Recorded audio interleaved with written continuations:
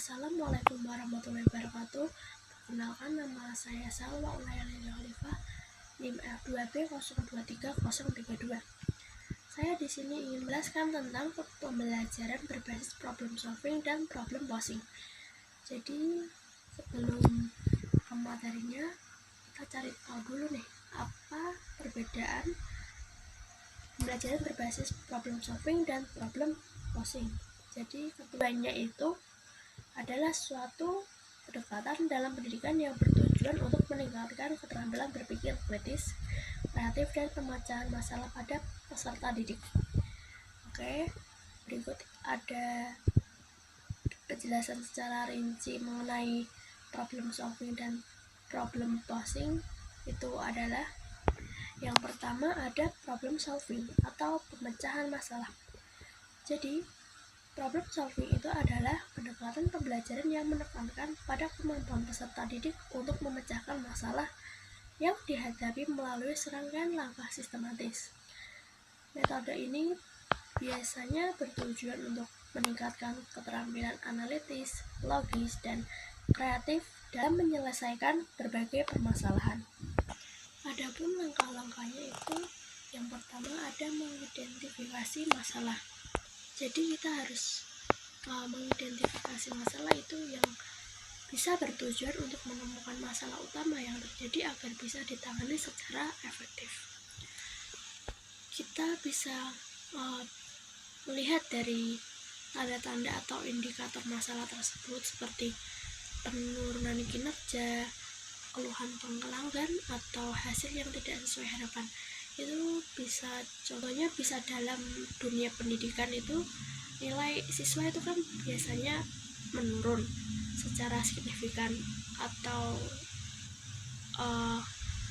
kurangnya nilai di atas KKM itulah. Jadi kita harus melihat dalam beberapa bulan terakhir, lalu melakukan pengumpulan data yang relevan. Itu kita bisa menggunakan untuk mewawancara atau survei dan membuat laporan kinerja dan observasi yang langsung untuk mengonfirmasi adanya masalah. Contohnya itu bisa kita analisis dari hasil ujian siswa, absensi guru, atau umpan balik dari siswa dan orang tua. Lalu ada menentukan ruang lingkup masalah. Jadi kita harus memastikan dulu nih, apa masalah yang terjadi di seluruh sistem itu atau hanya pada bagian tertentu.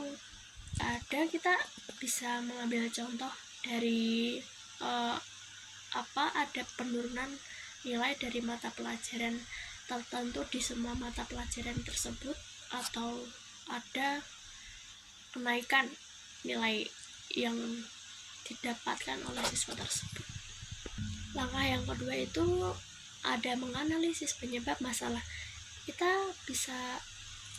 Hal tersebut bisa bertujuan untuk mengidentifikasi faktor-faktor utama yang menyebabkan masalah agar dapat ditemukan solusi yang tepat. Jadi kita bisa menggunakan metode analisis akar penyebab sebagai suatu wadah atau suatu bentuk pemecahan masalah itu metode 5W, seperti kita menanyakan mengapa nilai siswa menurun, atau mengapa metode pengajaran kurang interaktif, atau bisa jadi mengapa guru belum menguasai teknologi. Yang kedua ada diagram fishbone.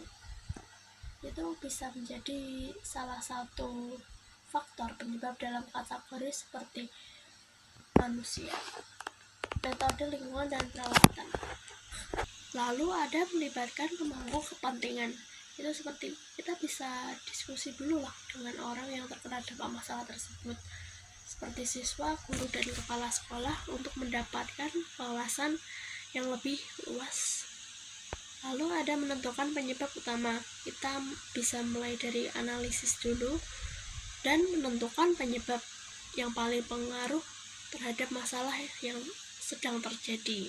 Lalu langkah yang ketiga ada mencari solusi. Ini bertujuan untuk mengembangkan dan memilih solusi terbaik yang dapat mengatasi penyebab masalah. Adapun poin dari langkah-langkah itu bisa berupa kita bisa dengan brainstorming solusi atau mengumpulkan berbagai ide dari tim atau pemangku kepentingan terkait.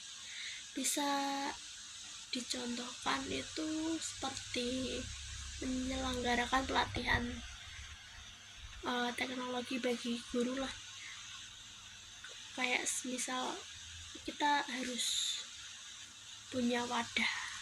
Yang kedua, ada menggunakan metode pembelajaran yang lebih interaktif, mengembangkan platform e-learning bagi siswa. Lalu ada mengevaluasi alternatif solusi. Kita bisa menggunakan analisis SWOT atau strength, weakness, opportunities, threat untuk membandingkan kelebihan dan kekurangan dari setiap solusi. Lalu langkah yang keempat ada mengevaluasi solusi. Itu bertujuan untuk mengukur efektivitas solusi yang telah diterapkan dan melakukan perbaikan jika diperlukan.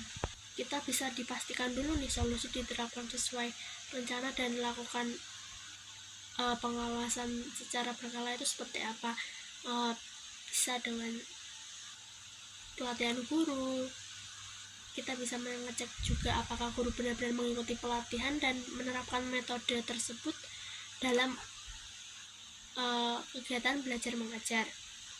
Lalu bisa mulai dari mengumpulkan data juga dari hasil implementasinya. Kita bisa menggunakan survei atau mewawancarai guru tersebut atau sivitas yang bekerja di sekolah tersebut untuk membandingkan signifikan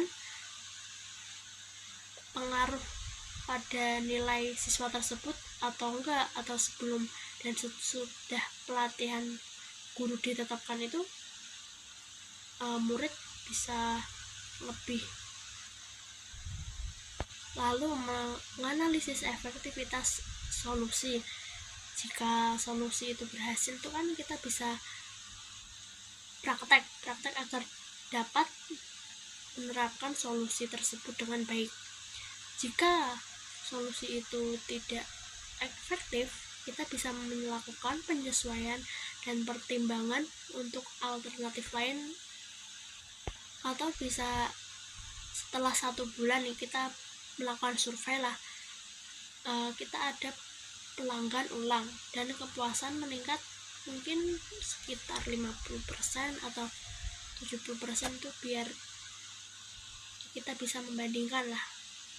Atau manajer tetap untuk melakukan pemantauan untuk memastikan.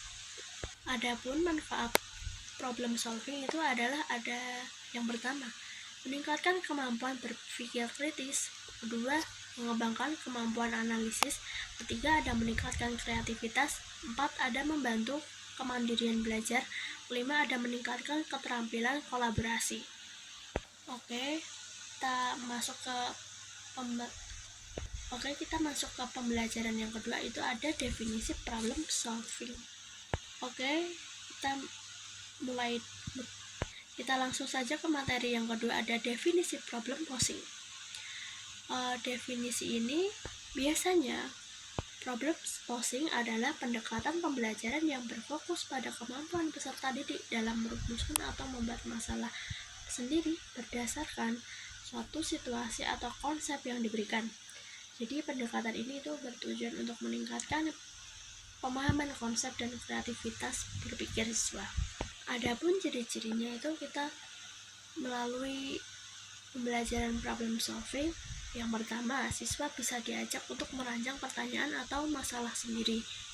Yang kedua, mendorong siswa untuk berpikir lebih dalam dan efektif.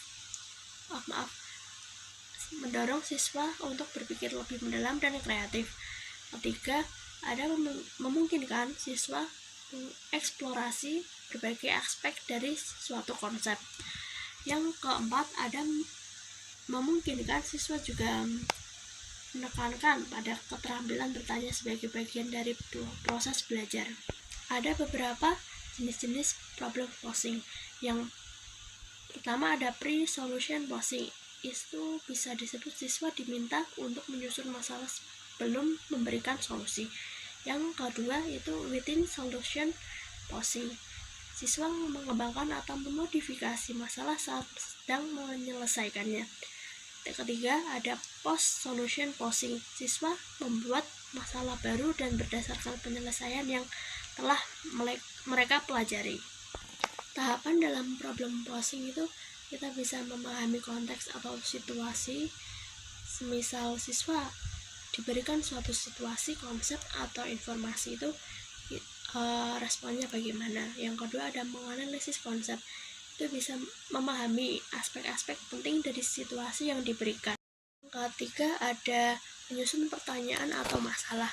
Siswa bisa mengembangkan pertanyaan atau permasalahan yang relevan. Kelima, refleksi dan evaluasi. Mengevaluasi kejelasan dan relevansi masalah yang dibuat. Lalu ada kelebihan dan kekurangan pembelajaran problem posing. Itu yang